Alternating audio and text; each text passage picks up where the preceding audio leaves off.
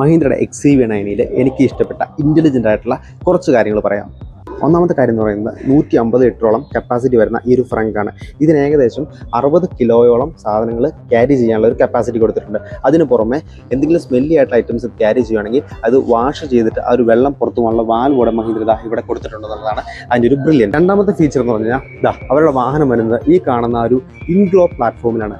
ഇത് most advanced ആയിട്ടുള്ള EV പ്ലാറ്റ്ഫോമാണ് മഹീന്ദ്ര റീസെൻ്റ്ലി ഡെവലപ്പ് ചെയ്തത്.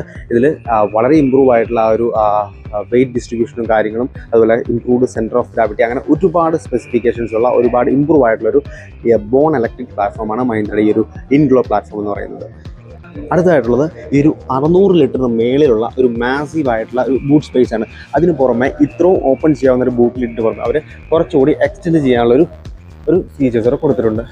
അടുത്തതായിട്ട് ഈ ഒരു കീ ആണ് എനിക്ക് ഏറ്റവും ഇഷ്ടപ്പെട്ട അടുത്തൊരു ഫീച്ചർ എന്ന് പറയുന്നത്. അപ്പോൾ ഈ ഒരു കീ വെച്ചിട്ട് തന്നെ നമുക്ക് ഈ ഒരു വാഹനം വളരെ ടൈറ്റ് ആയിട്ടുള്ള സ്പേസിൽ പാർക്ക് ചെയ്യാനും, അതുപോലെ തന്നെ നമുക്ക് ഡോറൊക്കെ തുറക്കാൻ കുറച്ച് ബുദ്ധിമുട്ടായിട്ടുള്ള സ്ഥലങ്ങളിൽ ആ ഒരു വാഹനത്തെ പുറത്തേക്ക് എടുക്കാനൊക്കെ സാധിക്കുന്ന തരത്തിലുള്ള ഓട്ടോ പാർക്കിംഗ് ഫെസിലിറ്റി ഇൻ്റഗ്രേറ്റ് ചെയ്തിട്ടുള്ള ഒരു സൂപ്പർ കീ ആണിത്. സോ ഗൈസ്, XCV9 പറ്റി നിങ്ങൾക്കുള്ള അഭിപ്രായങ്ങൾ കമൻറ്റ് ബോക്സിൽ അറിയിക്കുക.